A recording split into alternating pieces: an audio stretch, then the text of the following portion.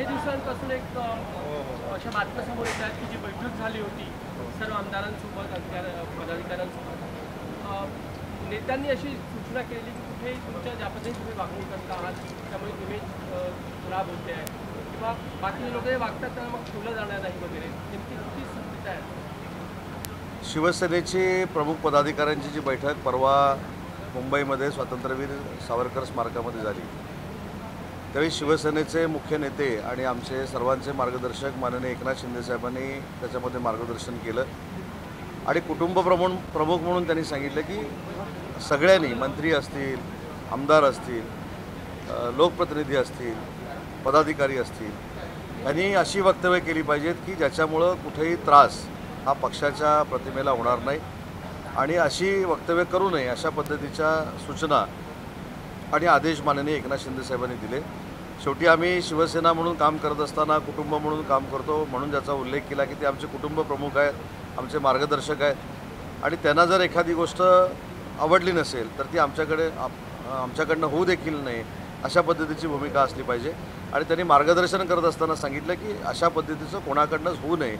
शेवटी अशा वक्तव्यामुळं पक्षाला देखील त्रास होतो, वैयक्तिक मुख्य नेता म्हणून त्याचा आक्षेप त्यांच्यावर येतो आणि म्हणून कुटुंबातल्या माणसांनी अशा पद्धतीचं वागू नये हे अधिकारवाणीने त्यांनी सांगितलेलं आहे। त्याच्यामध्ये राजकारण असल्याचा काही प्रश्न नाही। शिवसेना आणि भीमशक्तीची युती होते, आनंदराज आंबेडकर हे शिवसेनेसोबत युती करताना मला आनंद आहे कारण मी देखील आनंदराज आंबेडकरांना अतिशय जवळून बघतोय। माननीय शिंदेसाहेब मुख्यमंत्री असताना आनंदराज आंबेडकर साहेबांनी आंबेडकरवादी चळवळीतली जी काही कामं सांगितली ती करण्याचा माननीय एकनाथ शिंदे साहेबांनी सचोटीनं प्रयत्न केला, ती कामं देखील करून दिली। त्याच्यामुळं आनंदराज आंबेडकर साहेबांचा एकनाथ शिंदे साहेबांवर प्रचंड विश्वास आहे आणि शिवशक्ती आणि भीमशक्ती ही खऱ्या अर्थानं एकत्र येण्याची प्रोसेस आज या 1 वाजताच्या पत्रकार परिषदेनंतर होणार आहे आणि माझा अनुभव जर सांगायचा असेल तर आनंदराज आंबेडकर साहेबांचा आवाका जो आहे तो महाराष्ट्रातल्या वाड्यावाड्यांमध्ये आहे। त्यांचं प्राबल्य, त्यांचा संपर्क हा महाराष्ट्रामध्ये अनेक ठिकाणी आहे।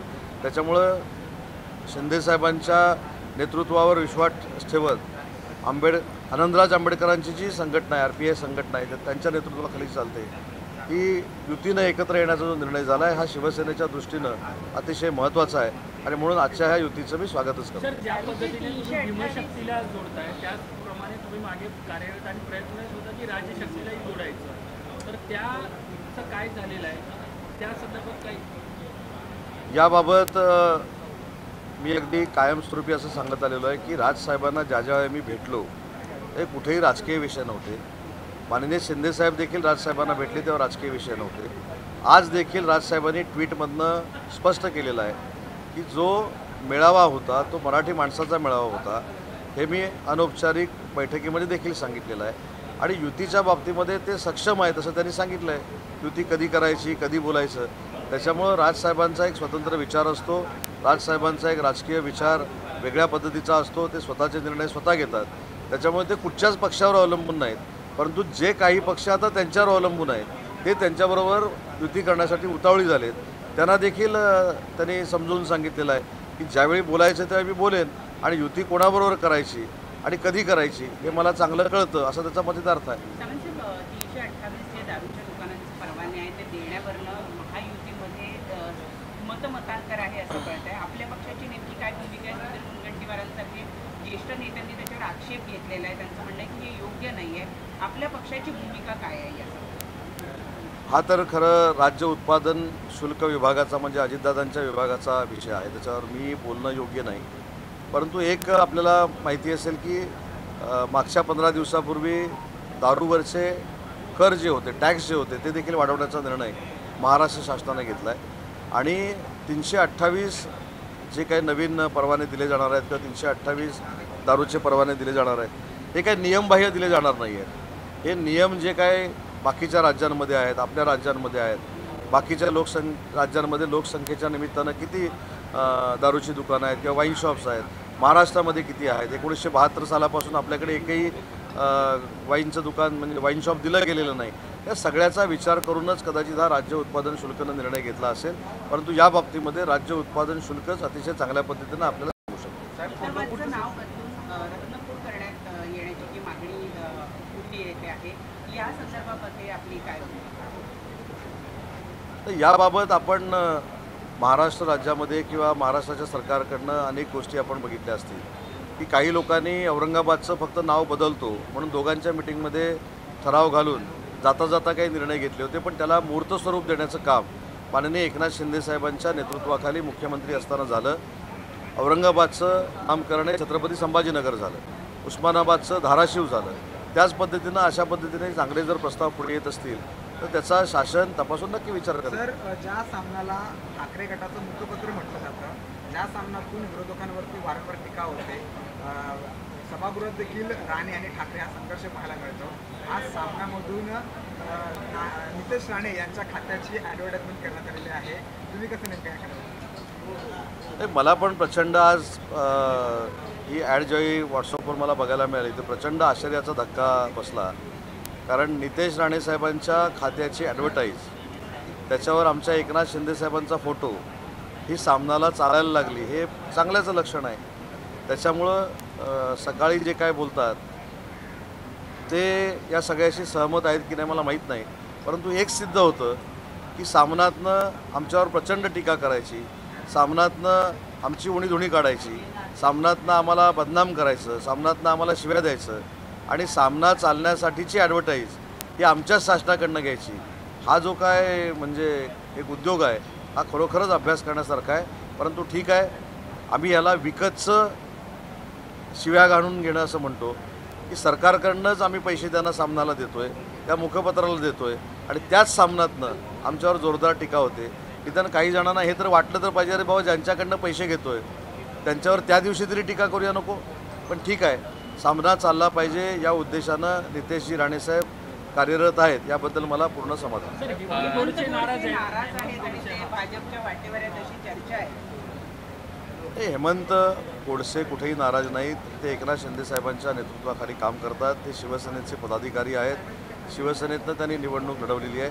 त्याच्यामुळे जर काही समज गैरसमजातनं काही नाराज झाले असतील तर त्यांची आम्ही समजूत काढू, पण ते कुठेही जाणार नाहीत एवढं मला माहिती आहे. काही गावांच्या संदर्भाचा विषय होता, बेसिक तिथे काय निर्णय दिलेले आणि इतर शहरांबाबत नाही, योगायोगानं चंद्रदीप नरकेसाहेब देखील माझ्यासोबत आहेत. त्यांनीच ही लक्षवेधी कोल्हापूरची आणली होती, पण त्यांनी एक क्लिअर केलं, त्यांना धन्यवाद दिले पाहिजेत, कारण त्याच्यातनं गैरसमज कोणाचा निर्माण होऊ नये म्हणून त्यांनी 42 गावांच्या हद्दवाढीचा प्रस्ताव आणला नव्हता. कोल्हापूर महानगरपालिकेची हद्दवाढ करावी असा तो प्रस्ताव नव्हता. तर कोल्हापूर विकास प्राधिकरण जे झालेलं आहे सेक्शन 42 अंडर, ते सेक्शन 40 अंडर करावं जेणेकरून आम्हाला निधी मिळेल. अशा पद्धतीची चंद्रदीप नरकेसाहेबांनी अतिशय तिथल्या नागरिकांना पोषक अशी भूमिका मांडली आणि त्याच्यावर नगरविकासचा प्रभारी मंत्री म्हणून मी त्या ठिकाणी त्यांना उत्तर दिलेलं आहे शासनाच्या वतीनं. या 2 महिन्याच्या आत 40 सेक्शनखाली कोल्हापूर विकास प्राधिकरण करण्याच्या संदर्भात सकारात्मक निर्णय शासनाकडनं घेईल, जेणेकरून तिथल्या नागरिकांना 3-3.5 लाख लोकांना याचा फायदा होईल.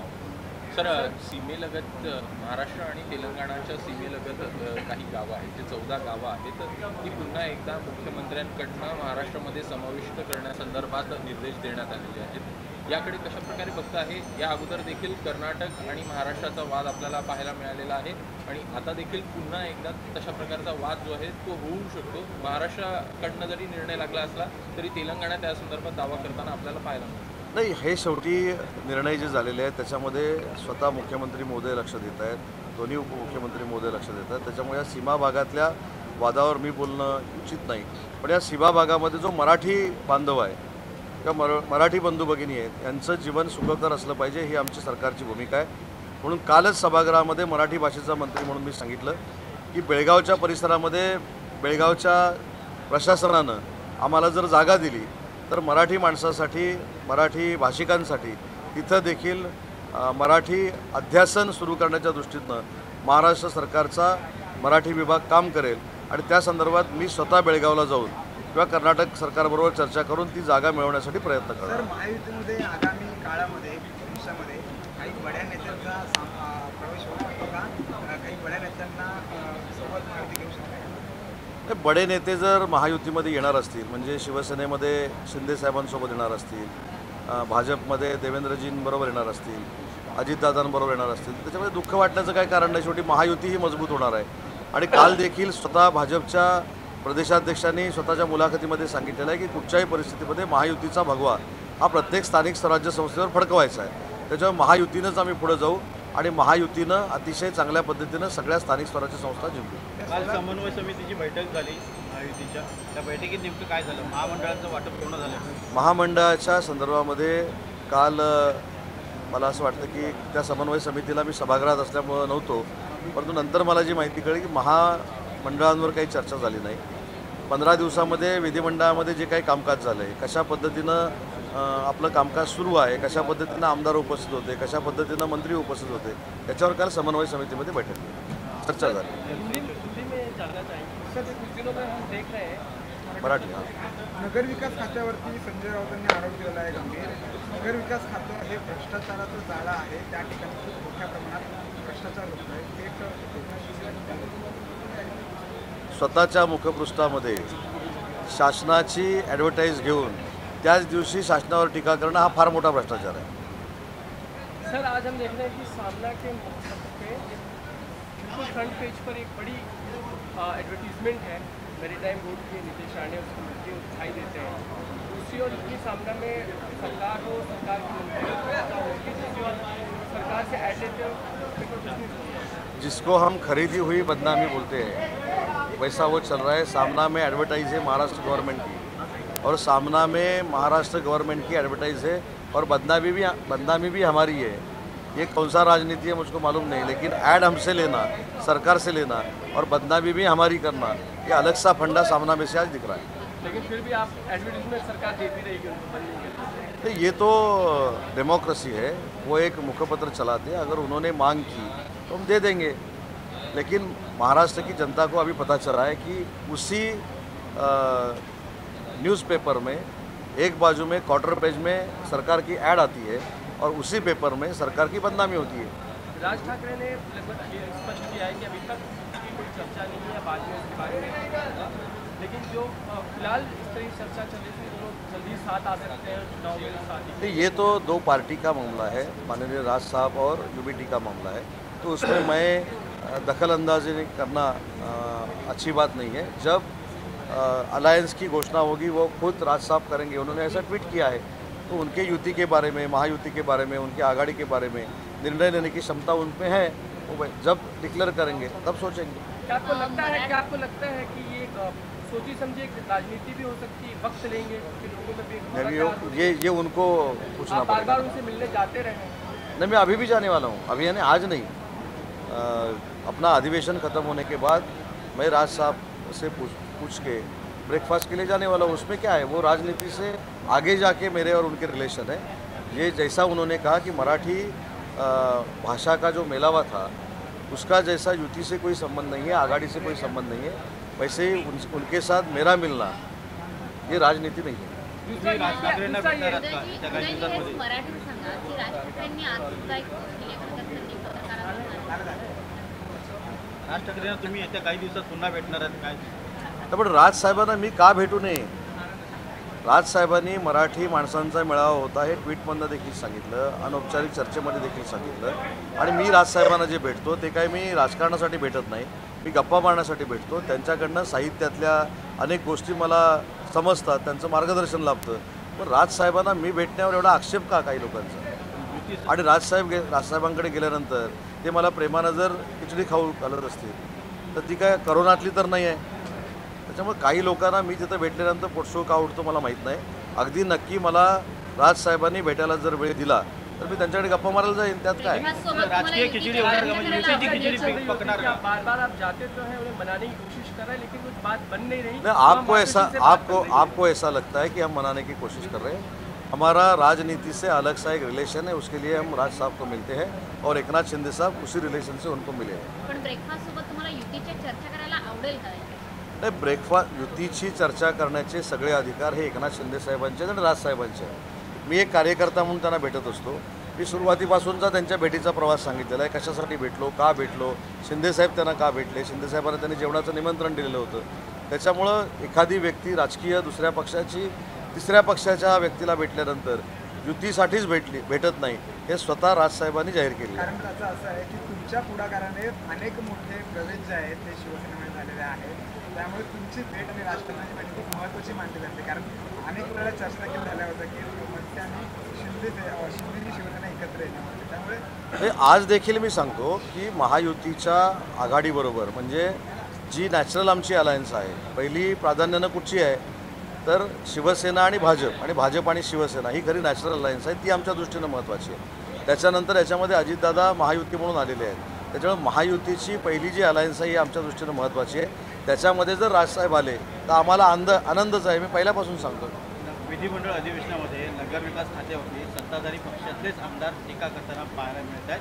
विशेषतः भाजपकडनं मुनगंटीवार असतील, संजय केळकर असतील.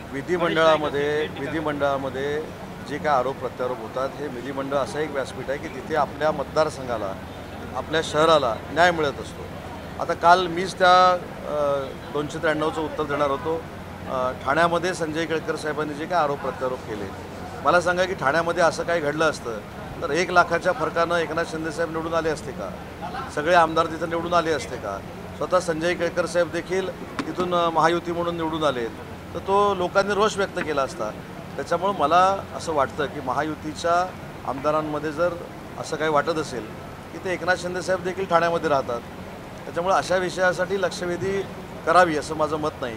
संजय केळकर साहेब देखील अतिशय अभ्यासू आहेत, त्यांनी एकनाथ शिंदेसाहेबांची भेट घ्यावी आणि जो काय त्यांच्या मनातला शंकेचा विषय आहे तो बाजूला करावा. सर, एकनाथ शिंदे ने कड़ी आपत्ति और नाराजगी जताई है, जो बैठक आप लोग फटकार लगाई है, पता चल रहा है किस तरह से बिहेव कर रहे हैं संजय गायकवाड़ हो, संजय सिरसाट का मामला, जो बयानबाजी होती है, जो बर्ताव है सार्वजनिक तौर पे, वो पार्टी की इमेज को तो बिगाड़ ही रहा है, साथ में युति की इमेज को बिगाड़ रहा है. नहीं, इसमें कुटुंब करके प्रमुख करके फैमिली प्रमुख करके साहब ने वहाँ स्पीच दिया. उसमें वो हमारे मार्गदर्शक है, वो हमारे नेता है, वो हमारे पार्टी के प्रमुख है, इसलिए उन्होंने बोला कि किसी के बयानबाजी से अगर पार्टी बदनाम होती है, वो खुद बदनाम होते हैं, तो वो नहीं करना चाहिए, ये उन्होंने कहा है. उसमें मुझको ऐसा लगता है कि कुछ उन्होंने गलत किया, ऐसी बात नहीं है. क्या ये भी बात सामने आ रही है कि कुछ लोगों ने स्पष्ट संकेत दिए कि आप इस तरह से बर्ताव हासिल करें, संजय सिरसाट की बात कर लें, पार्टी की इमेज बिगड़ रही है, आपको मंत्रिमंडल से निकाला जा सकता है. अब ऐसा कुछ भी वहाँ मीटिंग में नहीं हुआ. सूत्रों के हवालों से किसने आपको ये बोला मुझको मालूम नहीं, लेकिन पर्टिकुलर किसी का नाम लेके वहाँ एकनाथ शिंदे साहब ने स्पीच नहीं दिया. वो सबके लिए था, उदय सामंत के लिए भी था, शंभूराज देसाई के लिए भी था, दादा भुसे के लिए भी था, भरत गोगावले साहब के लिए था और संजय सिरसाट साहब के लिए था. ऐसा पर्टिकुलर किसी के लिए साहब वहाँ स्पीच दिया उन्होंने, ऐसा नहीं है. ये जो इन्फॉर्मेशन आपको मिली है वो गलत है. नाही, मला असा प्रश्न विचारला की भविष्यामध्ये राजसाहेबांची तुम्ही भेट घेणार का? मी त्याच्यावर असं सांगितलं की भविष्यामध्ये मला जर ब्रेकफास्टला जायची संधी मिळाली, राजसाहेबांची गप्पा मारण्याची संधी मिळाली तर मी नक्की जाईन.